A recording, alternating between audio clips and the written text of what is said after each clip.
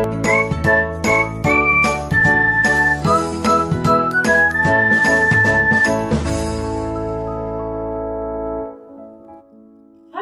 7। आइए आज हम करते हैं आपके हिंदी पन्ना से पाठ 1 मेघ आए, जिसे लिखा है सर्वेश्वर दयाल सक्सेना ने। आज हम करेंगे इसके अभ्यास कार्य को। ओके, तो आइए सबसे पहले हम करते हैं एक प्रश्न में एक शब्द में दिए गए प्रश्नोत्तर को। सबसे पहला प्रश्न है आपका कि बन ठनकर कौन आया। बन ठनकर कौन आया? बन ठनकर मेघ आए। दूसरा प्रश्न है आपका गर्दन उचकाकर कौन देखने लगे। गर्दन उचकाकर पेड़ देखने लगे। तीसरा प्रश्न है आगे बढ़कर गुहार किसने की। आगे बढ़कर गुहार बूढ़े पीपल ने की। फिर है अगला प्रश्न ताल किसमें पानी भरकर लाया। ताल परात में पानी भरकर लाया। चौथे प्रश्न का उत्तर है परात। ठीक, तो यह आप अपनी कॉपी में लिखेंगे। दूसरा प्रश्न है कि निम्नलिखित प्रश्नों के उत्तर विस्तार से लिखिए। तो इसको आपके वेबसाइट पे भेजा गया है और जो है आइए हम आपको इसको समझा देते हैं। मेघों के आगमन से पेड़, नदी और तालाब पर क्या प्रभाव पड़ा। पेड़ जो है वह झुकने और झूमने लगे खुशी से। नदी जो है वो ठिठक गई, ठहर गई। और तालाब क्या करता है, परात में पानी भरकर लेके आता है। बूढ़े पीपल ने क्या गुहार की। बूढ़ा पीपल गुहार करता है कि आपको हमारी याद बरस भर बाद आए। पूरे 1 वर्ष बाद बादलों को वृक्षों की याद आई कि उन्हें हमें वर्षा की बूंदों से सिंचित करना है।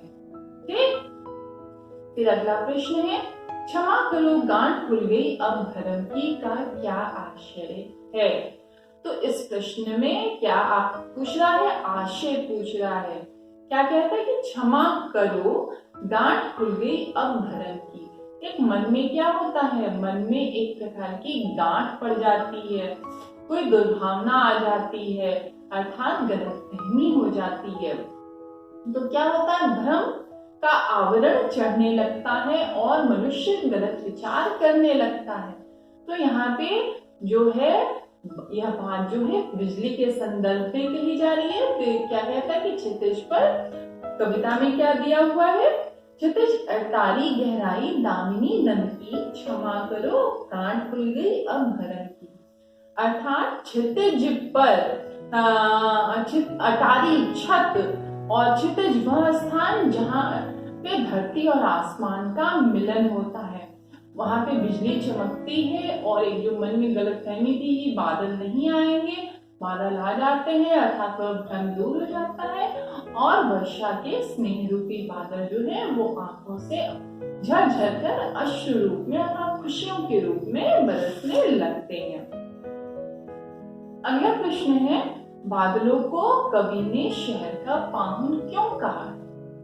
तो बादलों को कवि ने शहर का पाहुन इसलिए कहा है क्योंकि क्या होता है, जब व्यक्ति शहर से घर पे जाता, गांव जाता है, तो उसका बहुत ही आदर सत्कार किया जाता है। और पाहुन का मतलब मेहमान भी होता है और दामाद भी होता है। तो जिस प्रकार से मेहमान का और दामाद का स्वागत होता है, उसी प्रकार से मेघों का स्वागत होता है। ठीक, फिर अगला प्रश्न है आपका निम्नलिखित पंक्तियों का आशय स्पष्ट करना है। इसे बच्चों आपको व्याख्या के समय समझाया जा चुका है। फिर है आपका चिंतन अनुचिंतन। चिंतन करना है मित्रों से संबंधित इन शब्दों के बारे में आप क्या जानते हैं। कुछ 4 प्रकार के मित्रों का नाम दिए गए हैं, जैसे पत्र मित्र। पत्र मित्र कौन होते हैं? पत्र मित्र को पेन फ्रेंड भी कहते हैं जिनको व्यक्ति जानता नहीं है, सिर्फ पत्रों के माध्यम से व्यक्ति दो आदमी जुड़े रहते हैं, उन्हें हम पत्र मित्र कहते हैं। जीवन साथी, जीवन साथी कौन होता है? जो जीवन भर साथ निभाने का वादा करता है।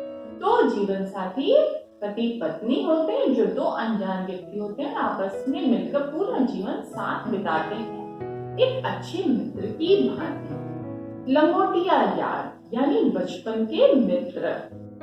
अभिन्न मित्र यानी कि खास मित्र।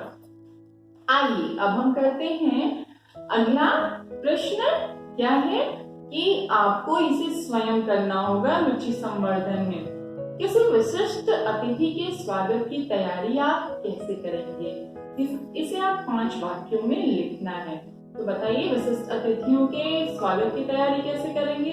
हम पहले अपने घर को डेकोरेट करते हैं, सजाते हैं, पर्दे बदलते हैं, है ना, चादर बदलते हैं, उनके लिए कुछ अच्छे अच्छे पकवान बनाते हैं, स्वयं अच्छे से तैयार होते हैं।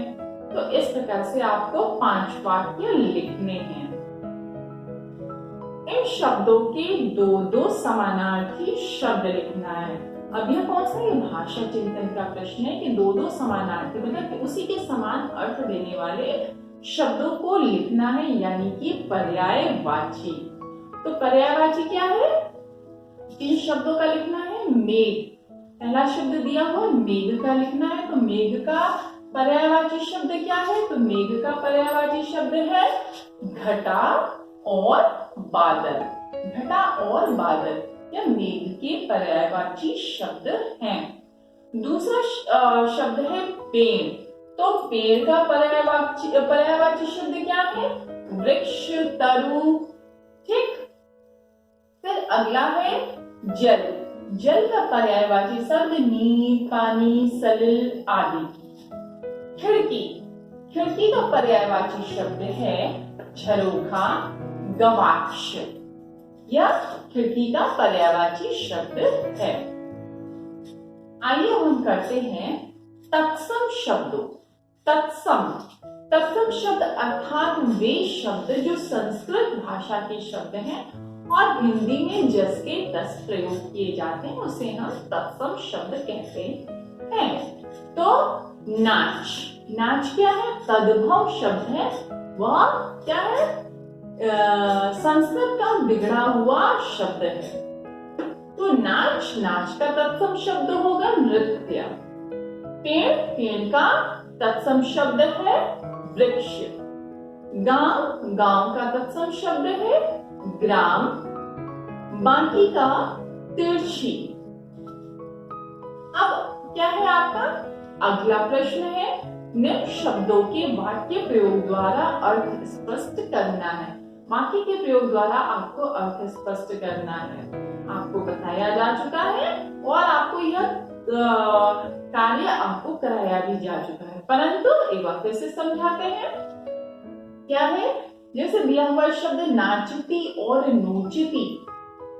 बच्चों, सिर्फ मात्रा का अंतर है, परंतु एक मात्रा से अर्थ का अनर्थ हो सकता है। नाचती, आ की मात्रा की जगह यदि हमने ओ की मात्रा कर दी तो क्या हो जाएगा? अर्थ का अनर्थ हो जाएगा। इसलिए इसे वाक्य प्रयोग द्वारा स्पष्ट करने के लिए कहा गया। तो नाचती का क्या है? राधा नाचती है। नोचती, भाई बहन ने लड़ते हुए एक दूसरे को नोच लिया। ठीक। इसी प्रकार से अगला शब्द है संवर और सांवर। तो संवर का क्या है? बंधन कर। जैसे मेघ बंधन कर आए। तो क्या है? अगर हम कहीं शादी पार्टी में जाते हैं तो हम बन संवर के जाते हैं ना, तो वही है। आप कह सकते हैं मेघ बन संवर के आए। कविता की लाइन क्या है? पाहु जो आई हो गांव में शहर के, मेघ आए बड़े बन ठन के संवर के। ठीक। तो मेघ कैसे आए? संवर के। मेघ आए बन ठन के संवर के। सांवर, सांवर कहते हैं सांवलेपन को, हल्का सा। जैसे कृष्ण का रूप क्या है? सांवला सलोना है। तो कृष्ण का रूप सांवला सलोना है। या हम कह सकते हैं साम्राज्य। शहर और शौहर। शहर, मेरे शहर का नाम गोरखपुर है, या मैं गोरखपुर शहर का निवासी हूँ। शौहर, शौहर जो है उर्दू भाषा में क्या कहते हैं, पति को शौहर कहा जाता है। मुस्लिम संप्रदाय में पति को हम शौहर कहते हैं। तो आप कह सकते हैं कि आप लिख सकते हैं बेगम हमजा के शौहर डॉक्टर हैं। ठीक, फिर अगला है पेड़ और पेड़ा। दो शब्द दिया हुआ, पेड़ और पेड़ा। तो पेड़ से हम क्या लिखेंगे, आम के पेड़ पर मीठे मीठे फल आए हैं, या यह वृक्ष, यह पेड़ आम का है। और पेड़ा, हमने सुबह मीठे मीठे पेड़े खाए।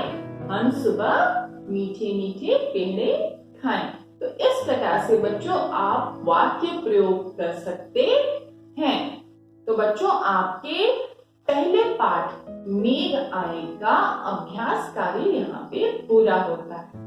ठीक, आप सब शब्दार्थ, जीवन परिचय और कविता को अपनी कॉपी में लिखेंगे। वन वर्ड आंसर और फुल सेंटेंस के आंसर भी आपको कॉपी में लिखना है। तो बच्चों इसी के साथ आप अपने मिस को दीजिए इजाजत। Bye bye.